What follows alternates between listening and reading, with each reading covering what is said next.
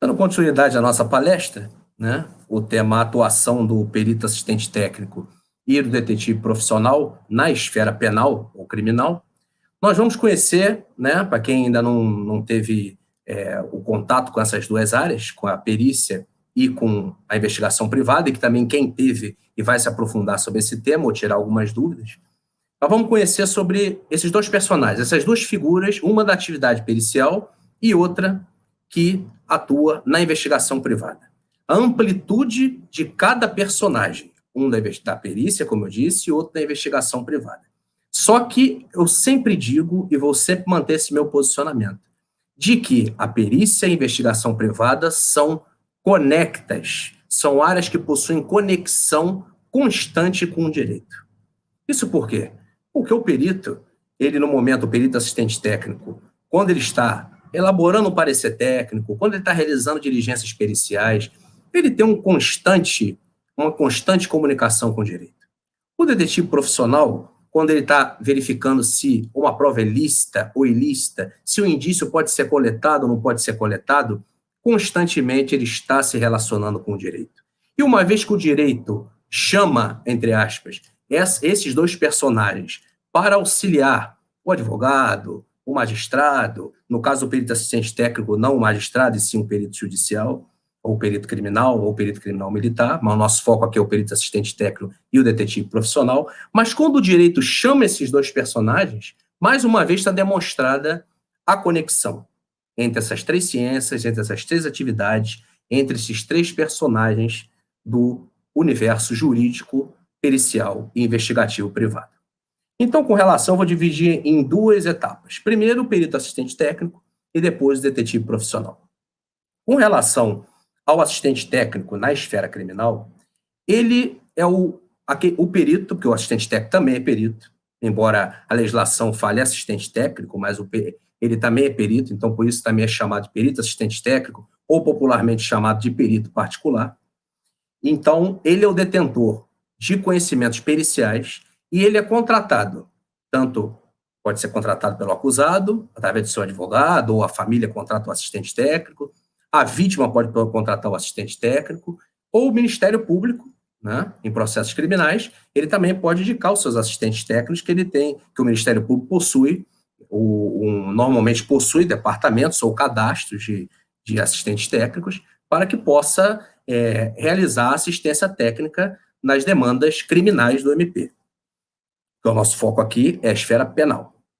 Então, o assistente técnico ele é o detentor dos conhecimentos de criminalística, que pode ser a grafotécnica, a documentoscopia, a balística, a avaliação de cenas de local de crime, audiovisual, áudio e vídeo, datiloscopia e de inúmeras áreas. A criminalística é muito vasta.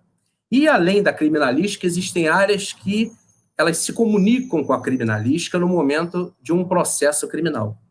Então, as pessoas às vezes acham, mas a contabilidade não tem nada a ver com a área criminal. Ora, se um processo criminal, né, para dar um exemplo de uma área conexa a um processo criminal, se o que está se discutindo no processo envolve a esfera contábil, envolve valores, envolve uma lesão que tem, além da repercussão civil, da repercussão criminal, como a contabilidade não está também inserida em um processo criminal? Embora a criminalística ela tenha áreas específicas, existem outras áreas que podem participar do universo de um processo criminal ou de um procedimento policial. Então, voltando, o assistente técnico é o detentor desses conhecimentos de criminalística. Ele, como eu disse, ele é contratado e o trabalho dele está previsto, né, a figura do assistente técnico, o trabalho dele está previsto no artigo 159 do Código de Processo Penal.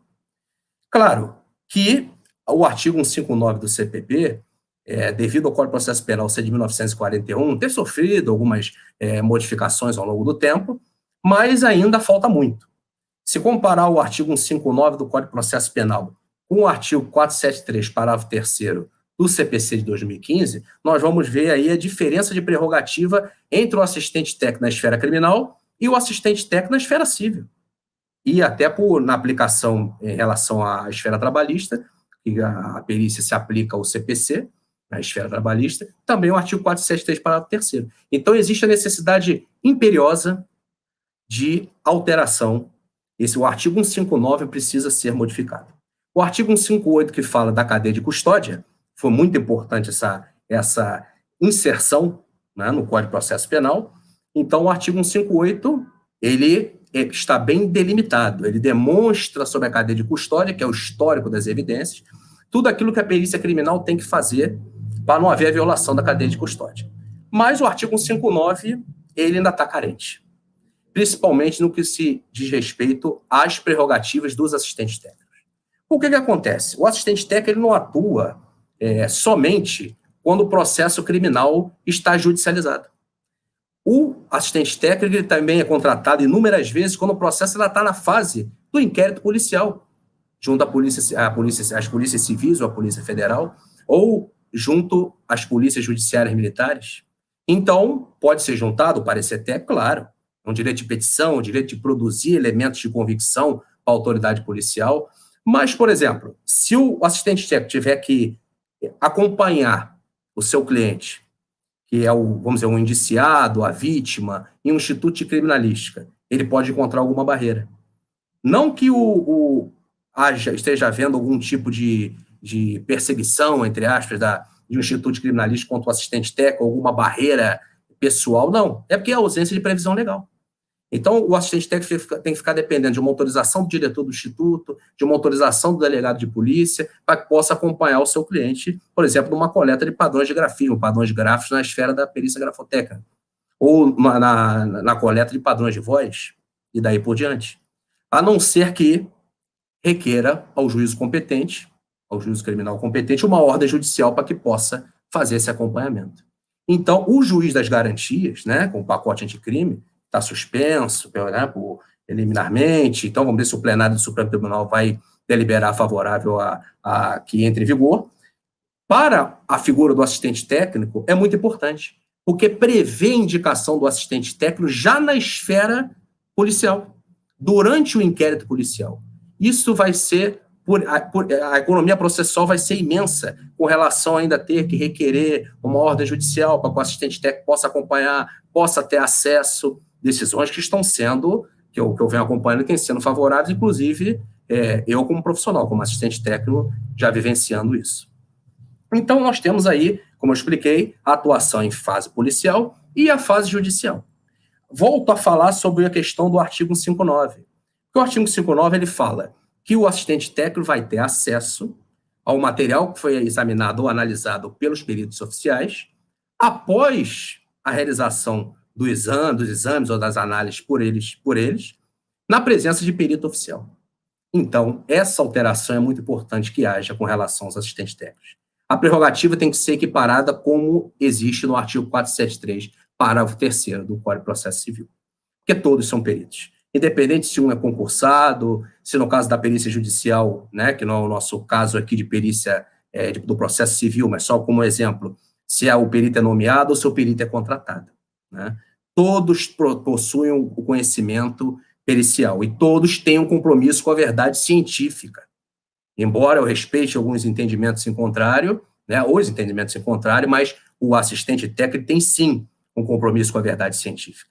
Como ele vai chegar a uma conclusão se nos métodos e critérios ele não vai ter como? Qual o jeitinho brasileiro que o assistente técnico vai conseguir inserir nos métodos e critérios para chegar à conclusão? Se ele fizer isso, ele está faltando totalmente à ética, está prejudicando o cliente e colocando também o advogado numa posição delicada. Então, ou até o próprio Ministério Público, através de seus assistentes técnicos. Então, ele tem um compromisso com a verdade, sim. Só que a ótica do assistente técnico, qual é? É a ótica, ele vai verificar se os institutos de criminalística cometeram equívocos, falhas, erros, ou vai apresentar uma nova versão dos fatos, pela ótica do acusado, da vítima, ou os assistentes técnicos do MP, pela ótica do órgão ministerial, que é o órgão acusador. Então, é uma questão só de visão técnico-pericial, não de falta com a verdade científica. Agora, um outro detalhe importante para nós encerrarmos em relação ao assistente técnico e passarmos para o detetive profissional é a investigação defensiva, que ela tem correlação tanto com o perito assistente técnico quanto com o detetive profissional.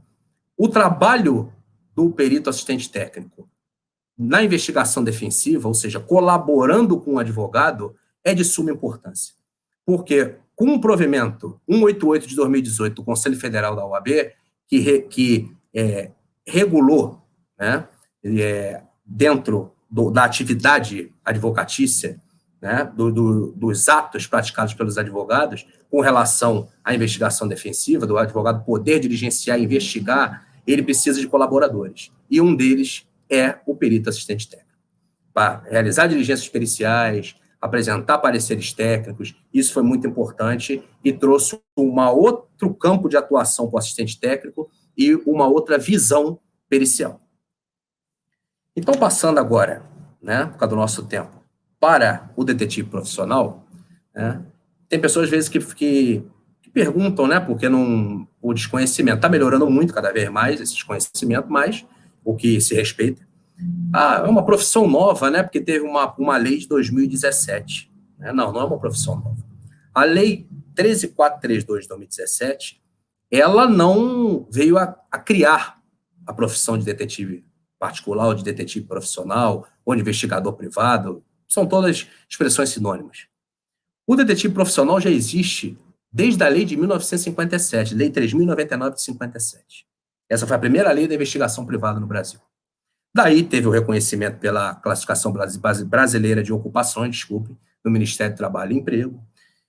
Antes disso, para não me esquecer, o acordo do Supremo Tribunal Federal de 1971, que julgou livre e lícita a atividade. Era uma atividade, uma ocupação, e em 2017 foi reconhecida como profissão. Mas sempre existiu a figura do detetive profissional. Então, inclusive, eu comecei a atuar tanto como na área pericial quanto na área investigativa privada aos 22 anos. Então, já existia também a figura da investigação defensiva, só que ela não estava ainda, ela não tinha sido objeto ainda de um provimento, ela era exercida na prática, né? Mas a profissão sempre existiu. Então, nós temos aí na Lei 13.432 de 2017, né, um ponto polêmico, que não deveria ser polêmico, né, mas se torna polêmico, porque no Brasil nós temos muita essa visão estatal, né, talvez herança de governos como o doutor que palestrou anteriormente, falou na ditadura militar, nada contra os militares, sou neto de ex-combatente, mas os militares da ditadura não são os militares, né, democráticos. Então, pode ser uma herança ainda dos governos ditatoriais. Essa questão de somente o que é do Estado é o que tem valor, o que tem peso, não é por aí. Né? Nós temos entes privados, nós temos o advogado, nós temos o perito assistente técnico, nós temos o detetive profissional, e daí por diante. Entendeu? Então, existe uma visão ainda muito estatal. Mas esse artigo, que é o artigo 5º da Lei 13.432 de 2017, no artigo 5º, ele fala sobre o detetive profissional poder colaborar com a investigação policial em curso, ele tem que estar expressamente autorizado pelo cliente e haver o aceite do delegado de polícia. Com todo respeito, o texto foi mal elaborado, né? Por mais que a associação, uma das associações, das associações a qual eu faço parte, né, a ANADIP do Brasil, nós temos lutado muito por o texto sair melhor ainda do que saiu. É uma lei muito importante, sim, mas merece ainda reformas, alterações. Esse artigo do aceite do delegado de polícia, essa discricionariedade do delegado de polícia aceitar ou não, isso também precisa ser modificado. Porque, o que acontece? A investigação criminal, ela é de interesse de toda a coletividade. O promotor de justiça Walter Folleto Santin já disse isso diversas vezes, né? O promotor de justiça de São Paulo. Então, a investigação, ela é universal, a investigação criminal. Ela não pode ser detentora apenas de um órgão, né? Respeito muito a Polícia Civil, mas a Polícia Federal, mas não se pode inibir o trabalho do detetive profissional.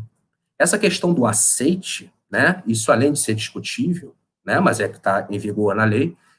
Como somente o delegado de polícia, se o Ministério Público também preside investigações, através de suas peças de informação. Como somente o delegado de polícia, se existem os inquéritos policiais militares, que são autoridades militares que o presidem, oficiais que presidem esses inquéritos. Então, a autorização não pode ser só do delegado de polícia. O aceite, melhor dizendo. Existem outras autoridades que também preside investigações. O Ministério Público já se manifestou favoravelmente sobre a questão do aceite de um promotor de justiça diante de um pedido do detetive da colaboração de uma investigação criminal, pedido o qual eu formulei ao MP do Rio de Janeiro, do Estado do Rio de Janeiro. Então, não existe só essa questão do aceite do delegado de polícia. E eu vou mais longe.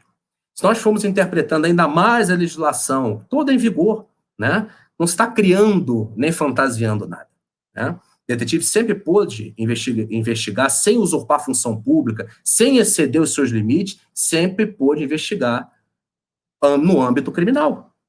Contanto que ele não interferisse nem se excedesse aos poderes dos entes públicos. Isso é cristalino.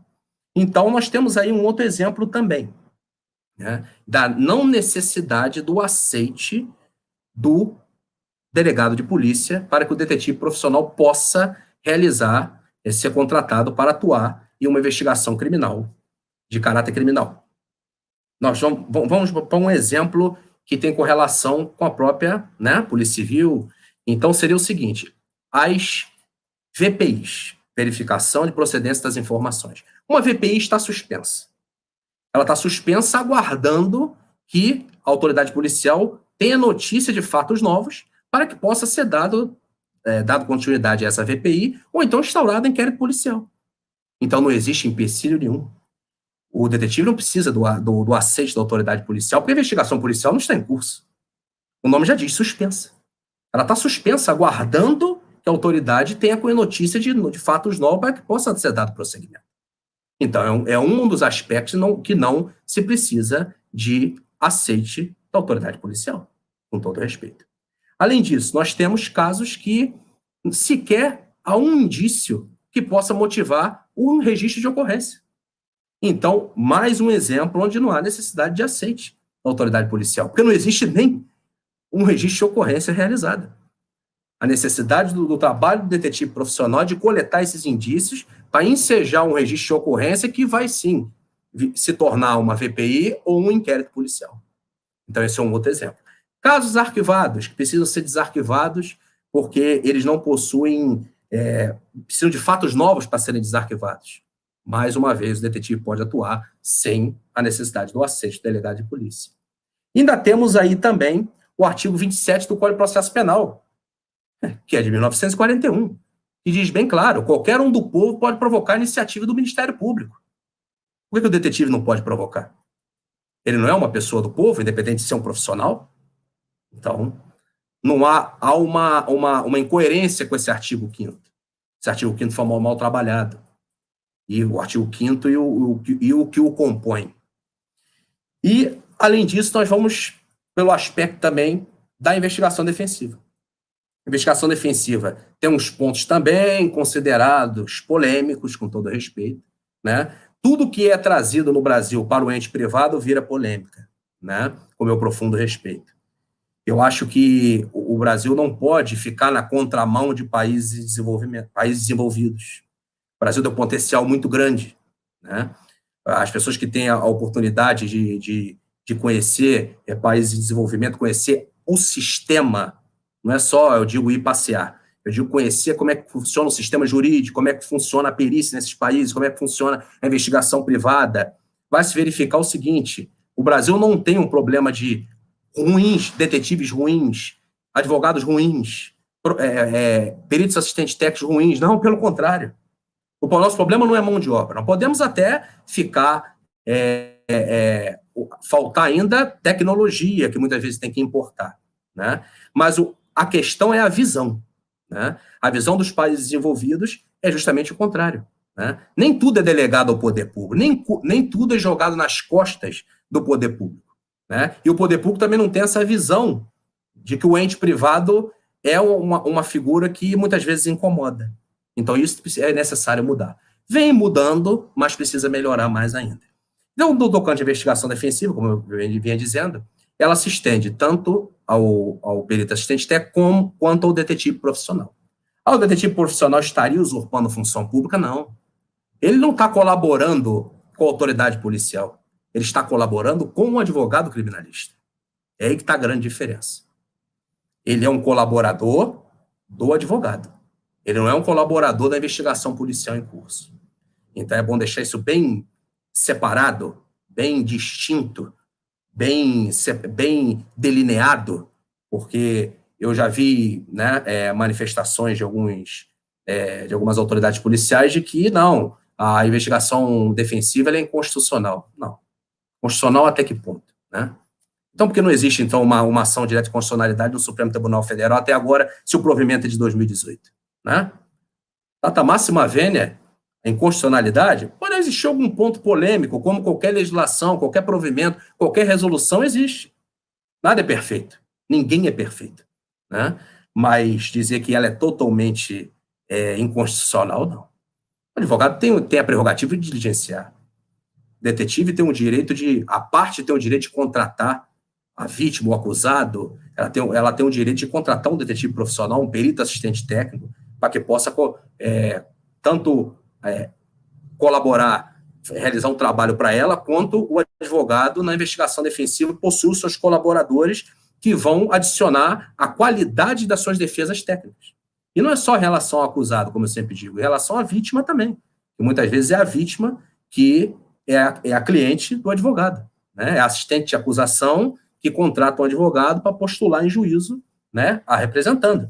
Então, o advogado precisa de colaboradores que ele tem os limites, ele não tem as técnicas de um perito assistente técnico, conhecimento técnico-científico, melhor dizendo, e ele não possui as técnicas investigativas de um investigador privado. Então, ele precisa desses colaboradores.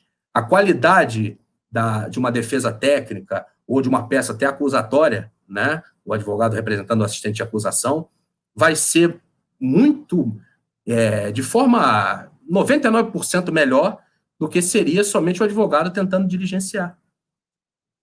E até fazer algumas pesquisas para juntar alguma matéria de conteúdo técnico-científico, não. É importante o colaborador, perito assistente técnico e detetive profissional, dependendo do aspecto que a causa envolva. Então, a investigação defensiva, ela é de suma importância para o advogado, como também abriu uma vertente muito grande, tanto para o perito assistente técnico, como para o detetive profissional. É mais um campo de trabalho e também mais uma vertente diante da Lei 13.432 de 2017, né, que vem com o artigo 5º, que aí sim, um artigo 5º que fere, sim, a Constituição Federal e até legislações anteriores. Né? Então, somente tem 2 minutos para encerrar, né, mas eu vou citar somente dois casos, um de investigação privada e um caso real, claro, suprimindo nomes, etc., e um de perícia. Esse caso de investigação privada foi um caso que eu realizei e que houve um latrocínio de uma família na Baixada Fluminense há muitos anos e devido a uma testemunha, que é a prova mais temerária que tem, a prova testemunhal, uma testemunha estava sendo mantido preso o indiciado. Então, o que acontece?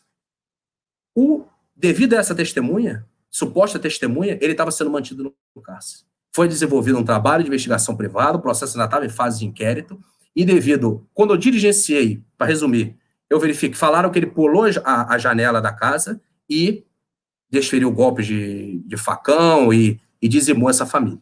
Só que, na realidade, quando eu diligenciei no local, a primeira coisa que eu verifiquei é que a casa sequer tinha janelas. Então, a prova testemunha é muito temerária. Diante desse relatório que eu produzi, entreguei para o advogado, muito experiente, impetrou um habeas corpus. Quando o magistrado de segunda instância, o desembargador, oficiou para o juízo de primeiro grau, o juízo relaxou a prisão. Então, está mais do que provado que a investigação defensiva sempre existiu e ela é de suma importância. E com relação à assistência técnica pericial, um exame pericial grafotécnico que eu realizei, envolvendo uma federação de futebol aí do Brasil, onde houve uma falsificação do presidente de um clube, e isso gerou uma grande repercussão também, como esse caso de investigação privada, que foi no Jornal da Baixada Fluminense do Rio de Janeiro, e esse tomou uma repercussão a nível nacional, e que eu, como assistente técnico, em que esse exame grafotécnico eu demonstrei que a assinatura de um presidente de um clube foi falsificada. Isso gerou diversas medidas perante os órgãos públicos e mudanças de cadeiras em relação à questão de federações, de futebol, eu não posso adentrar maiores detalhes por causa do sigilo. Então, mais uma prova de que o trabalho do perito assistente técnico, do detetive profissional, que a investigação defensiva sempre existiu, que é um trabalho de grande relevância e que tem que ser cada vez mais propagado. A conexão entre o detetive, o direito e a perícia tem que ser cada vez mais propagada, porque quem ganha com isso tudo é a sociedade com um conceito de justiça. Para encerrar, só agradeço a todos, muito obrigado mais uma vez por estar nos assistindo, por ter acompanhado a minha palestra até agora, e encerro com um pensamento de minha autoria. Os peritos são os olhos da prova, e a investigação o seu nascituro. Muito obrigado e boa noite a todos.